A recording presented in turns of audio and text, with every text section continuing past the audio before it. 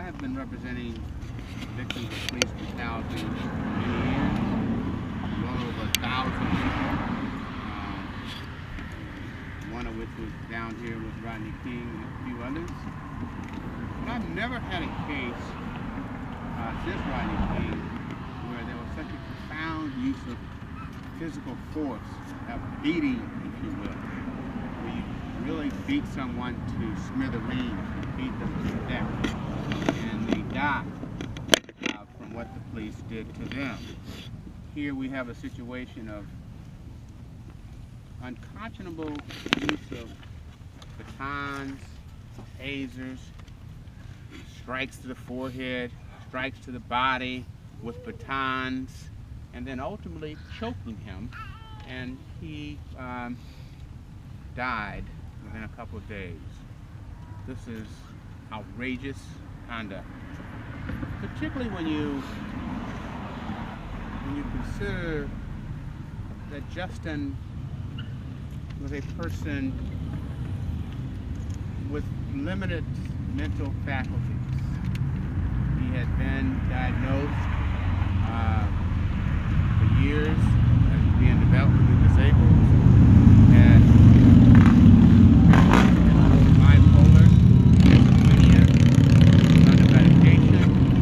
Any reasonable police officer coming in contact with him should have realized on his face that this was a person who had mentally impaired issues.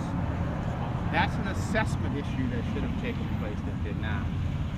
So part of our case here is not only do we have federal civil rights issues of excessive force, use of force, the loss of the familiar relationship under the 14th Amendment, we also have another clause in there that goes to what we call a pattern and practice of misconduct, failure to train, how to deal with the batons, how to deal with a mentally impaired person, how in fact to de-escalate a situation when you have a person who obviously is having mental problems.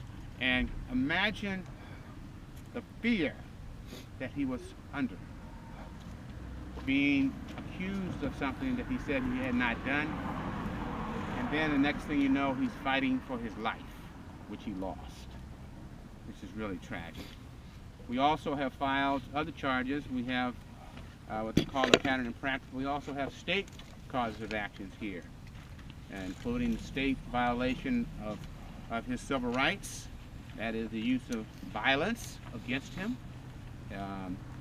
We have also state cause of action for wrongful death, both negligent and certainly intentional. All of this is designed to vindicate the interests of this family, who one day have a son and a nephew that was functioning well. In fact, the mom and uncle will talk about their nights before and their present day.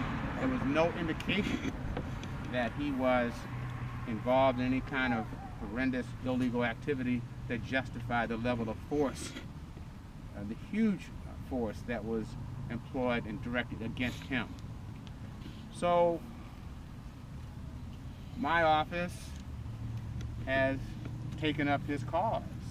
We understand that there are others maybe here, but we're taking up his cause because the fact that he was mentally impaired should not be a basis upon which we say it's okay. That he had a right to live, he had a right to full enjoyment of life. He gave love to his mom, his dad, and to his uncle and his sisters. And the interesting thing about this is that Justin, on a routine daily basis with his uncle, Uncle Mike, would go and see Justin's dad, who had suffered a stroke and that was in the hospital. And every day, Justin would go and sit with his dad to help him go through. That dad, shortly after finding out that Justin had died, he died. So it was a tragic loss there. And so, from our point of view, it's important that we acknowledge the wrong. we have questions have been raised as to whether or not, whatever, was there a search warrant, an arrest warrant, or whatever, that caused Justin to be contacted by the police. We do know he said, I haven't done anything, which people do say, but the question is, does that then, given that at most you may have had as a minor misdemeanor, justify the level of force that was used? In essence, a minor misdemeanor, if that, turned into the use of deadly force by these officers. Under the Constitution, the use of deadly force should only be used when your life is in danger and there's an imminent threat to someone else's life. That was not the case. And so that's the tragedy that we see here, is that a person's life was taken under circumstances that the facts in and of themselves would not have justified the kind of force that was used. And the force was so horrible, and I'll let them describe it for you, that it's hard to take.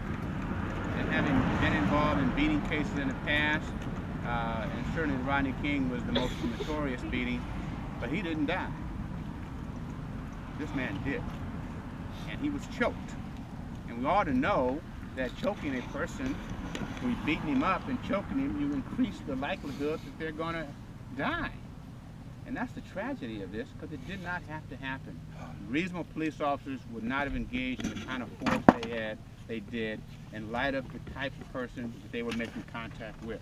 He was not wanted for a deadly, a serious felony, a deadly weapon. He wasn't wanted for murder. He wasn't wanted for any of the kind of felonies that would have justified the level of force that was used if it arose.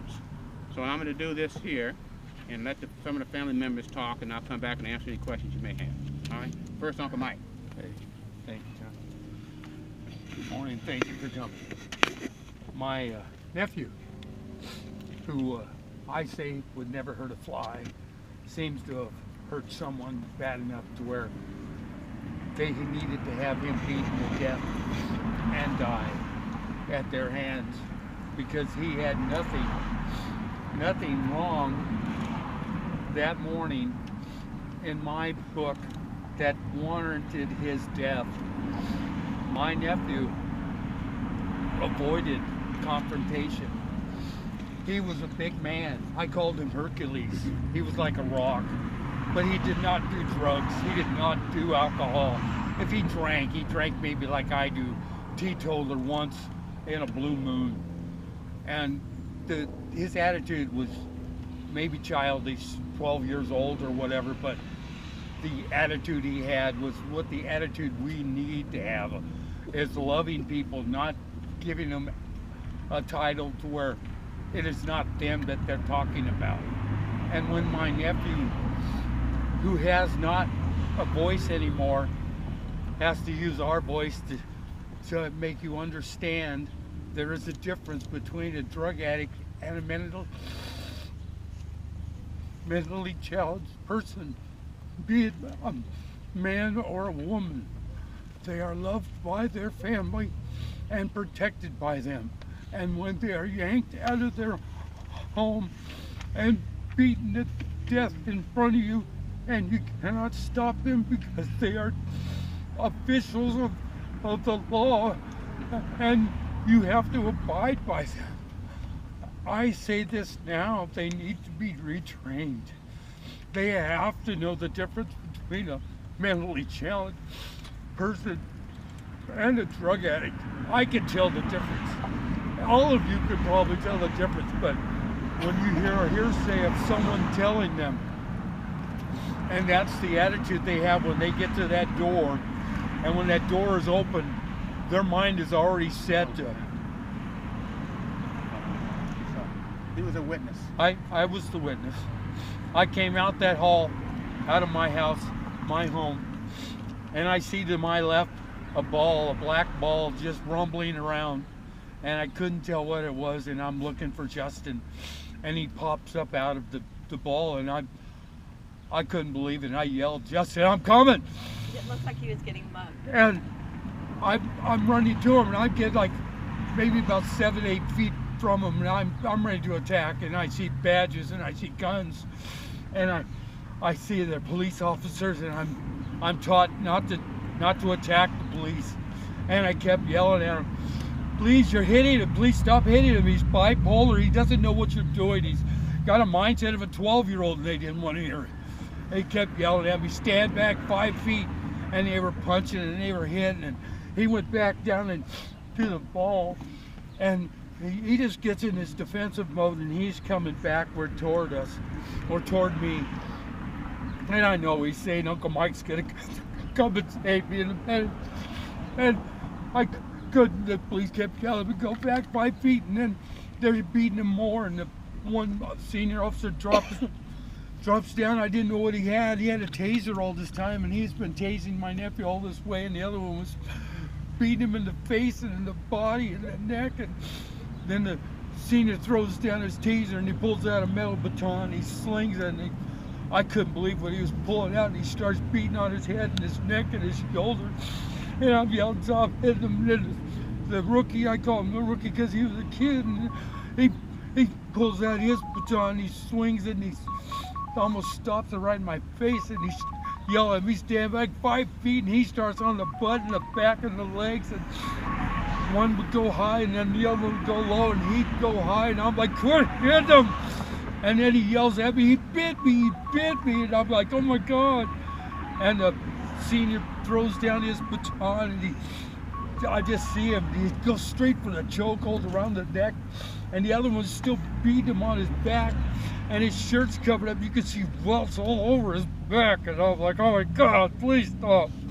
And the senior's trying to pull him down, just yanking his head off, and the rookie's just yelling, you know, face down on the ground, he can't, his legs are under him, and the senior's pulling him down, and I'm like, please stop.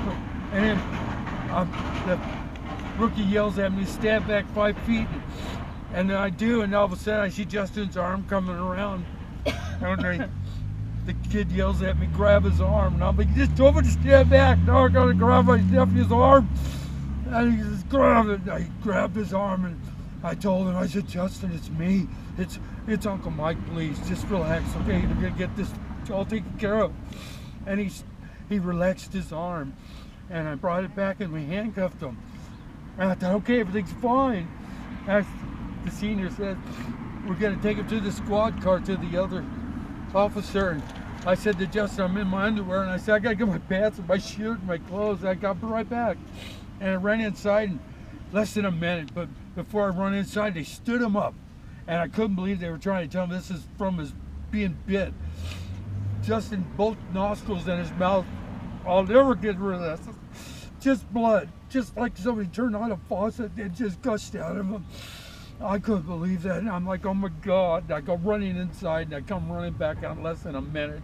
I got my clothes on, and they're at the end of the hallway, and Justin's starting to stumble, and he steps on the senior's foot, and I'm like, and I see the senior, he's getting mean, and then Justin just turns, and he kind of stumbles, and he falls down, and he died right there. And I was yelling at him, he's not breathing, and the kid's putting his hand on his neck, and he's not breathing. It's like, I told you. And the senior starts pounding on him, and he put his handcuffs around her, and I'm like, God, take the handcuffs off or something. And the kid's yelling at me, go stand over by the cars and tell the ambulance where we're at. I go, you just killed him, what God is gonna leave? They said, somebody's gotta tell him where we're at. And I'm like, oh God. So I can still hear the ambulance, they're still a ways away, and they're just pumping on his chest, but nothing's happening. And finally, when the ambulance and the fire department comes, they're driving by, and I'm like, he's here. And in the end, they just pass it by, and then the ambulance stops in front, and I'm pointing at him, he's right here, guys, please hurry, he's not breathing. And from there, I don't know, because they took me in the police car, took me to the station for a couple hours. I'm still not sure what's going on. Like around 6 hours, 6 hours. Yeah. But I'm telling you, yeah, I wanted to know, but they wouldn't let me know if he was alive or not. You know. But I just prayed to God he was okay, and then to find out he died a few times. Put on life support, and then he dies on his birthday. And I'm like, that could have this. I lose his brother, his dad, and I lose him. I don't want to lose anybody else, guys, so come on. Let's start treating these guys properly. Let them understand what it is to have a mentally challenged person in your family. I mean, that's hard enough. But then you have to protect them every day. And have these people just yank him out of the house because someone else tells him he's a drug addict. That's got to change. You have to understand. You have to be able to tell a drug addict from a mentally challenged person. If you can't do that, step aside. Someone else can. What was it? What kind of drug did you take? I treated for his. Yeah. I don't know the name of the drug. They know I'm on that one. But It's like Prexa, Depakote. Yeah, you come on. Oh, Hang on 1 second. Let's lower the mic stand.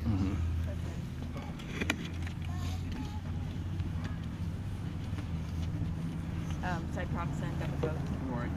I'm his mom. You have a name? Yeah, I'm Teresa Perkins. I'm Justin's mom.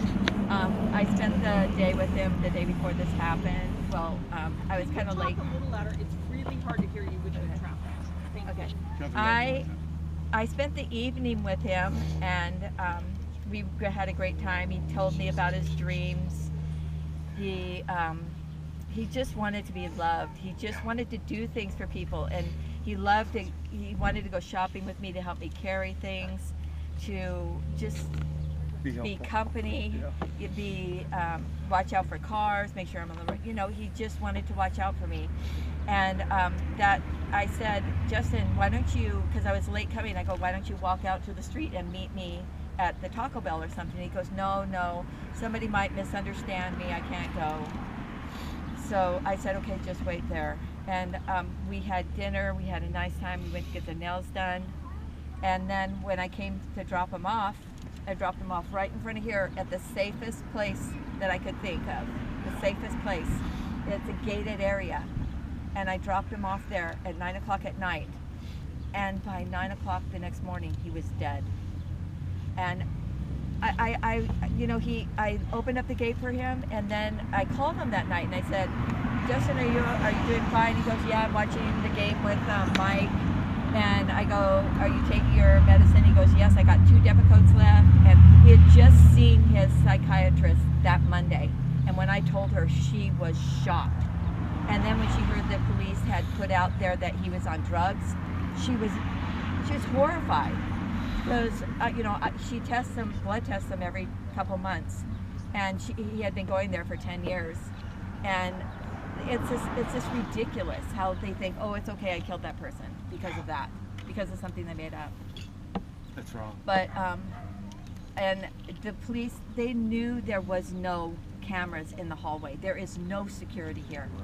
No, I had no idea. There's no cameras anywhere. If it had been on camera, we could have got this situated right away. They knew there was no cameras in there. Police have. Yeah, and where are they? Where are they? They won't give them to us. We'll talk about that. Anything else? But no, they were in the hallway. They were in the hallway. They purposely kept him in that dark hallway because they knew there were no cameras there. Right outside his apartment door. So how long have they been taking Depakote? They had him on this medication for like 10 years. 10 years? Yeah, at least. Yeah. Depakote and Cyproxa. Okay. And was it obvious that he was when he went to the store, I had to tell him, don't ask me what you want before you go in, because you'd be like, oh, I want a candy bar, can you give me a candy bar? I want a candy bar, can I get this, can I get that? And then people wouldn't understand. They come up and they go, is this guy bothering you? And I'm like, it's my son. My son is not bothering me. Yeah. And it was, he was. That was his attitude, yeah. Yeah, he was the nicest person, the nicest. He would do anything for you. If the other kids are just like, oh, later, oh, I'll do it. If I asked them to do something, right away. Just like, he was, yay, I get to do something for you, I know. I'm gonna miss that so much. And he was so excited about his birthday. He was so excited. He was gonna see family. And he died for it. Can I ask one thing before you leave? Yes. Explain what his diagnosis is. He's been under treatment for 10 years. Please explain what the doctors are saying about him and what the medication is It's just I don't know. It's just the Depakote is a mood stabilizer. So, and a lot of people use it to quit smoking. But, and what is his diagnosis? Why is he under psychiatric care? yeah, bipolar. Yeah. She didn't know. She asked the question. Oh, I'm sorry. Yeah, I'm sorry. I'm did trying you to come late? understand. Oh, bipolar. And his mental capacity, you guys were saying he was like a 12-year-old? Yes. Yeah. Yes. He would go to Is that, yeah, it's been he a lot. was watching cartoons. He has videos and he watches cartoons on Saturday morning and Batman cartoons. I mean, and- nothing bad. He was just you had a know, child attitude. You know? Yeah. He was, He could function like you or me, but as for trying to talk to you as a regular conversation, you'd be looking at him like, you know, what are you talking about? But, you know, he would try to be calmly telling you how the day would be, what the percentage of the sun is, and how your day is going to be coming out of it, you know? and he would always be protective of my feelings. Like if he raised his voice to me, oh, I'm sorry, I didn't mean to raise my voice. And I'm like, Justin, that's okay. You can kind of get irritated once in a while. It's okay. Yeah. And he was just He was so always watching out for how somebody else felt, Yeah. you know, and how to make their day better. That's right. He just had a good attitude on life. He really did. Good morning, my name is Jody. I am Justin's big sister. I thank you all for coming here today to gather together for my brother and for all the other victims that have had to go through something like this. Every day we come together and we try and be strong. We want to have courage and to face life with hope and love. But when one with a life so innocent is struck down in violence, we cannot remain silent. We must stand together and raise our voices for those who cannot protect themselves. It is time for the Anaheim Police Department to change the way they communicate and interact with people with mental illnesses. True. It is far past the time for Anaheim Police Department to remove their promotion of and common use of deadly force. My brother Justin Perkins did not deserve to die. He did not deserve to be pulled out of his apartment and beaten on the head and chest and back until he could not breathe due to the blood that was coming forth from his nose and his mouth. No. We cannot let Justin's death go unnoticed, and we cannot allow the two Anaheim Police peace officers, I'm sorry, Exterminators. who murdered my brother to get away with this as they had practically 2 years before when they killed a young woman. The light we are shining now is now on the Anaheim Police Department for Justin, for all those who have mental illnesses and challenges, and for one another. And we will continue to stand strong in love and peace and hope that one day we will remember that we are here to help and guide one another, and our officers are here to protect us and to keep us in peace. Thank you. Jody, could you spell your name? Jody. Last name, please. Gelati, I'm sorry. G-I-G-L-I-O-T-I. G-I-G. L-I-O-T-T-I.